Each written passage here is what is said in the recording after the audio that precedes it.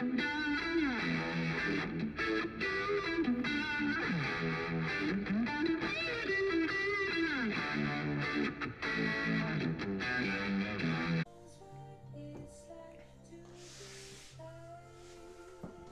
going on? Welcome back to the channel. As always, like, comment, subscribe. Let's get a conversation going. Hit the Patreon page. Let's get a community of like-minded music lovers going. And welcome back to the channel. So today I want to talk about Adele's new album titled 30. So 30 came out November 19th of 2021. It runs 12 songs and is 56 minutes. Now, if you haven't really listened to Adele, you may have lived under a rock, or, you know, it might not be your thing, but this is a person that has a generational voice, and that's a term that's really cliche and used a lot, but she has a voice that is phenomenal. One of the best singers out there right now. Her and Chris Stapleton and a couple other people are probably the greatest vocalists that we have currently in the world. So 30 to me, since she has released it, and I've gotten to listen to it, I've listened to it 3 or 4 times.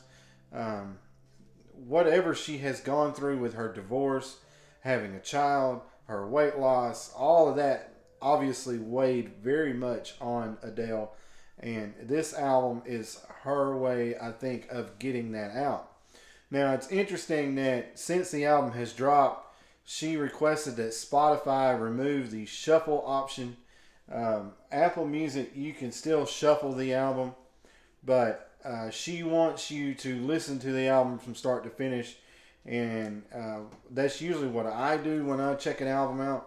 And it does kind of go through a progression. So if you're going to listen to this, I do advise, if you take time to listen to the whole album, that you don't shuffle it through, that you listen song to song. And it's interesting that people are recognizing that she wants you to take her art in from start to finish. But Garth Brooks did that a few years ago, and people kind of balked at him. And he says that's one reason he won't go to Apple Music. And it was also a reason why he launched his own streaming service, was that you had to get complete albums and you couldn't just get songs, because he feels that an album is an artist's work. Adele is on the same wavelength right now with that. So that's very interesting. The theme through this album is, like I said, her struggles with her divorce. I don't know if you've gone through that. It is like a death, but the person is still above ground. It can be a very emotional experience, and obviously for her it was. Plus the birth of her child, and like I said, her personal weight loss. Not that she mentions losing weight by name, but you can just tell lyrically that this is a very deep and personal album. And I've seen some interviews with her where she's talking about not touring as much with this, because it was post or pre-pandemic, and she says that she's in a different place now, that some of these songs, it's harder for her to sing them.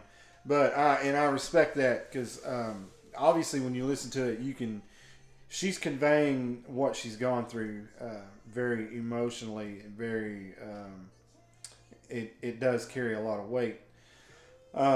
So my top 3, as I always do, starting with number 3, is the number 12 song on the album, and it's called Love Is a Game, 6 minutes and 43 seconds.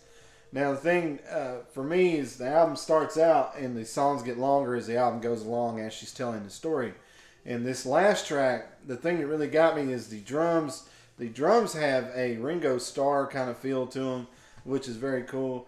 And it's kind of the culmination of everything, and it's kind of it has a little bit of redemption to it. So there's that.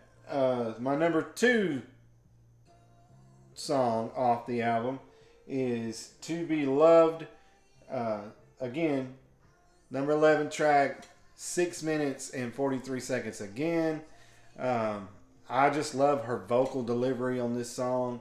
Um, it's kind of a step away from what a traditional Adele song sounds like, which Easy on Me, the first single off the album, was very much Adele.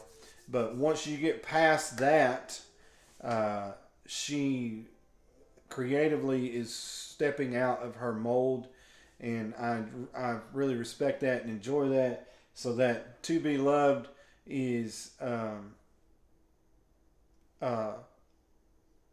song that she did that on that I feel like is very strong for her. And then my number one song on the album, now that I've listened to it 2 or 3 times, is the number 6 song on the album, and it's called Can I Get It? Why is this my number one? I feel like this is the strongest song on the album. I feel like vocally it's one of her best deliveries on the album. And lyrically, if you listen to it, it's very strong on what she has been through and what she's going through at this point in the album. So that's why I feel like it's my number one. Great song, 3 minutes, 30 seconds. So check those out. Check the whole album out. Please listen to this start to finish. I say that a lot on this channel because these artists are giving you their art, and it is something that, it's a personal thing for them, and you never know what's going to connect with you, right? So please do that before you dig into some of these other tracks, or you can take what I gave you and listen to them. Either way. But I think at some point you do need to sit down and relax and listen to this. This is a very mellow album. Her voice will transpond or transcend you through different emotions, so it's very powerful. So there we go. On my jam scale, I do give this a 4. I think that this represents her catalog very well, and I feel like this is a strong album for her, not only as an artist but personally. I feel like she's coming into her own. Of course, she's done a lot to be as young as she is, but it's very well produced, which most of her albums are. But lyrically, I think this is one of her best albums, and her voice is as strong as ever. So there you go. Adele's 30. That's my thoughts on it. Stay safe, keep rocking, and remember that music is love, and love is music. Until next time, ladies and gents, we'll be seeing you.